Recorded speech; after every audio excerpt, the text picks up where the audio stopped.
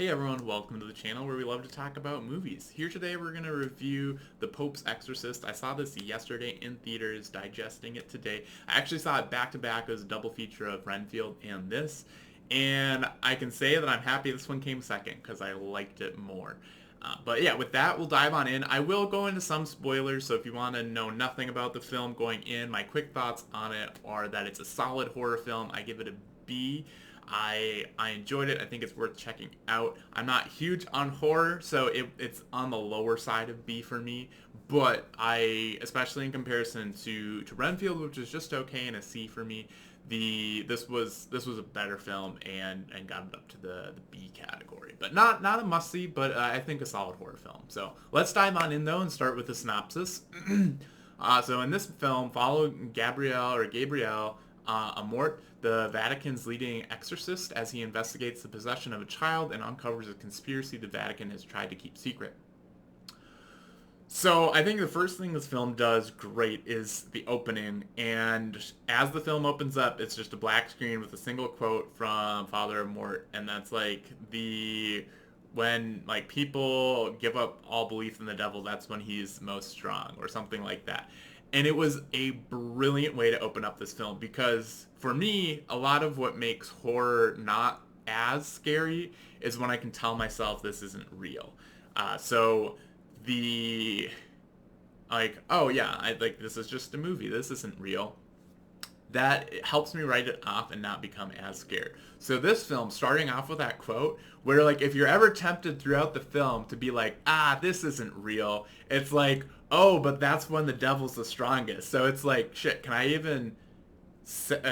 I say that? And if I do, is that when the devil's going to be the strongest? And am I going to get possessed? I don't know. So yeah, that was brilliant how to open the film. And yeah, so moving on from there, I like why or how they kind of explain the use of English in this film. A lot of times I'll be kind of upset at films if they have like English actors who are doing, it's like a film that takes place in Germany or Italy, and then all the English actors are just doing German accents or Italian accents. Like, why not just do the film in German or Italian? That'd be great. And this film actually does a mixture of languages, but the majority of it is spoken in English, but they give kind of good reasons for that. But like the opening scene takes place in Italian, and then you've got some Spanish in there, and then the main boy who's possessed is American, so he and his family speak English, and then you'll have several scenes where you've got multiple nationalities talking, so it made sense that English would be kind of the go-to common language, because like I feel like I'm not backing this up by any statistics. Maybe I should. I feel like most people, if they are going to learn a second language and their first language isn't English, a lot of times it is English. So if you've got like an Italian and or somebody speaking Italian, somebody speaking Spanish, odds are probably better that they can both speak English than one can speak the other's language. Maybe not. I don't know. I feel like Father Amort would have probably known a few more languages, but there again, maybe not. But it was a solid enough explanation for why these people were speaking with like Italian accents but speaking English. And so I kind of appreciated that detail. I thought the ending, the main thing I maybe didn't really like about this film was the ending was kind of weakly explained. I liked that there was an explanation. It was better than just kind of resolving something. But I guess kind of getting back to the languages that people know and don't know, and why English was kind of the common language spoken throughout the film, I thought it was interesting. So we're in spoiler territory now. The way they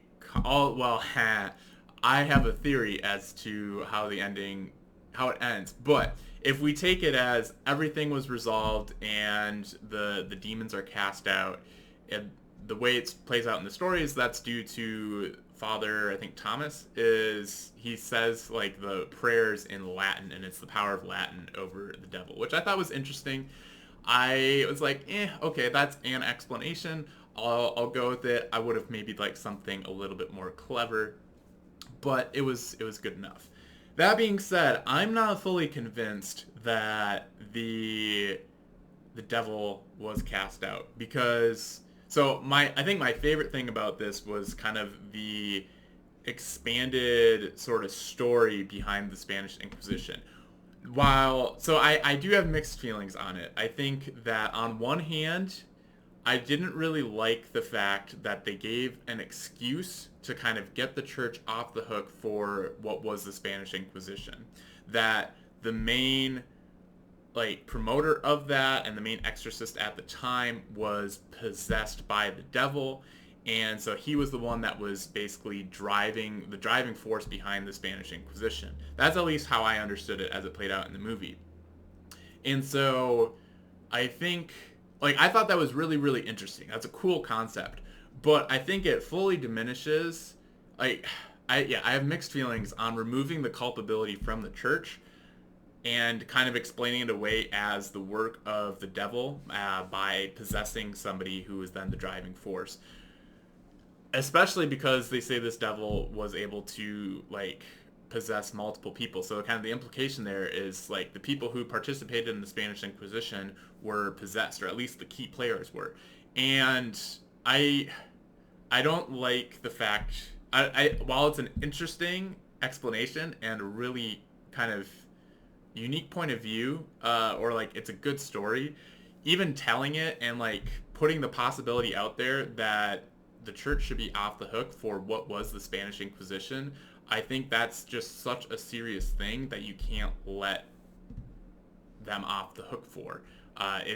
It like that gave me very mixed emotions on that front. So that aside, if we can even put that aside, because yeah, that was I just don't think you can explain away the Spanish Inquisition as the result of a possession. That just belittles what that was and the evil that it was.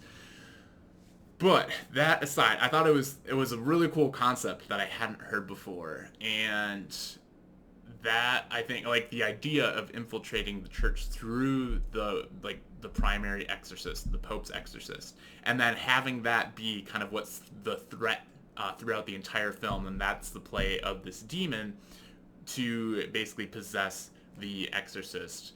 And so I don't know that they were successful. I think it's great that the movie leaves it open ended. At least it did for me. I feel like some people probably walk out of there and don't think it's open ended, but because I was like looking for it to be open ended because I loved that possibility that maybe he's still possessed, I don't think it answered it conclusively. I think the demon could have just made it look like he left the Exorcist, and he's still possessing the Exorcist as he goes back to Rome. And maybe we get a sequel and get to see what that's like. I think that would be kind of cool for a sequel to this film. But, so I wasn't fully convinced. I think what the movie was trying to show was that they do cast the demon out. But I think that very possibly both the Pope, Father Amort and Father Thomas are both possessed, and they're now, leading exorcisms from Rome. So, and they're like given charge to go and like hunt down all these locations. So I think that was interesting.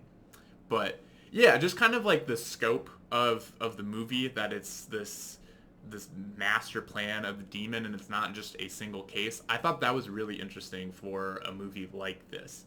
And so that's what elevated it a lot for me, even though that gets wrapped up in how they tied it to the Spanish Inquisition. But I thought the mood of the film was really good, like the lighting and the color grade. It's, I think, fairly standard for a horror film, but perfectly done. And yeah, I think there are a couple little things as you get with horror films. You're like, why are you doing that? That seems stupid. Like, why are you removing a papal seal? That's probably covered up for some reason. Although, I guess now that I think about it, maybe it was an actual cover-up.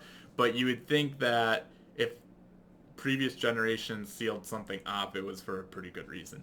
So it's maybe not the best idea to go fishing around in there. But I don't know. Overall, though, I found it pretty horrific. Again, like some minor nitpicks, I think it was maybe the point, but I didn't fully buy, like, the voices coming out of, like, the super deep voice coming out of the child. It just felt a little mismatched, kind of like seeing, like, in Captain America, the First Avenger, if you've seen that, like, the first part of the film when you've got Chris Evans' head on that smaller body. It's like, it kind of works, but something looks a little off, and that was kind of the case with this kid. I think the kid actor did a great job, but I don't know, there's maybe just a little bit of a mismatch. But again, that's maybe the point, and that's maybe what happens with an exorcism. So I thought overall, though, it was pretty horrific. like, since we're in spoilers, I was glad it didn't have a ton of jump scares. Like, it didn't have me like on the edge of my seat, kind of horrific, but it's just horrific in the events that play out. So that's my kind of preferred horror. I really don't like being I don't like being in suspense for stuff. So I was appreciative that it didn't have much of that in this film.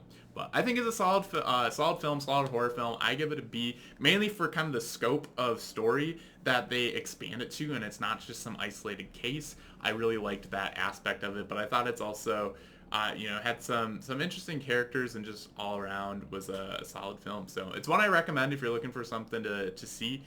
I think horror films are great at theaters. Maybe you don't have to go out and see this one, but if you're going and looking for something, you've seen all the other good stuff that's out, and you haven't seen this one yet, I think it's worth checking out. So if you've had a chance to see it, though, I'd love to hear your thoughts in the comments below.